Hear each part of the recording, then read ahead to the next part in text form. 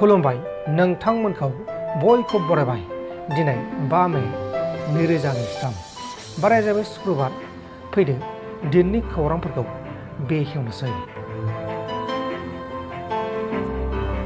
सिखाव खावनो फैनाय 3 सिखावफोरनि गेजेराव सासे सिखावा हमना लाखिजाबाय।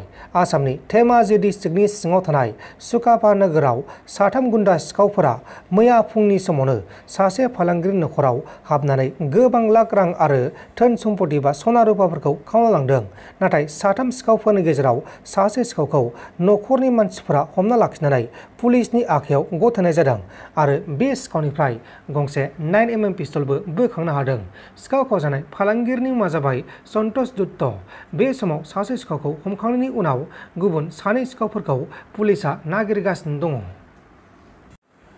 तिनसुकिया डिस्ट्रिक्टनि सिङाव थानाय मार्गेरिटा ओनसोलाव सासे 12 बोसोर बैसोनि हिनजावसा गथ'खौ सासे बिसि गोनांखा दुथां सुबुङा गावनि न'आवनो जिनाहारि खालामनानै बुथारनानै बेनि गोथै सहखौ जाबोर गारग्रा बा दाखोर दाला गारग्रा गाज्रि गेसाव मोननाय जायगा सिङाव गारना दोनदोंमोन।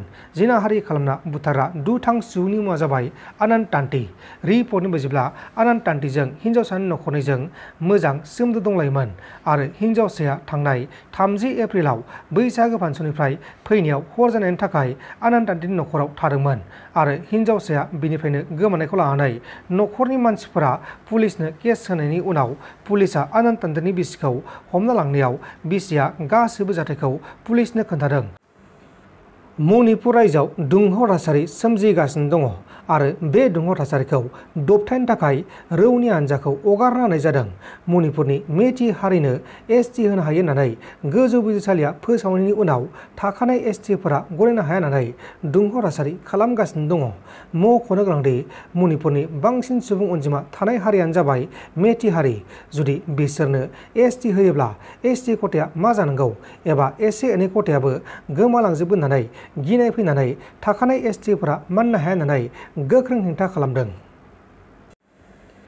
nlfबआ आफादनि लेङाइ आफादगिरि बक' बिथांखौ nlfबआ आफादनिफ्राय एक्सपेल खालामनायखौ लानानै बिथांजों थाफानाय केडारफोरा गोजोननाय मोनाखै, दुखु फोरमायदों। बिथांमोना बुंनाय बायदिब्ला बक' बिथांनि सायाव नंखाय दाजाबसिननानै आफादनिफ्राय बिथांखौ एरख'नाय जादों आरो अदालगुरियाव गासै nlfब आफादनि सा 4 केडारफोरा बक' बिथांजों दङ, अदेबानि सापर्ट दङ। लोगोसे क'क्राझार, बाक्सा आरो चिरांनिबो गोबां दं होननानै फोरमायदों। आरो नांगौबा जोङो सरकारजों सारमोना सावरायनो थांथों, बेखौ एसे दावगालांजानोसो जों लुगैदोंमोन आरो सारमोनखौ। दिनै खिन्थु नंखाय ओरैनो एलिगेसन लाबोनानै सारखौ आफादनिफ्राय बोख्लायनायखौ जोङो जोबोद दुखु मोननाय फोरमायदों आरो माने आफादनिफ्राय।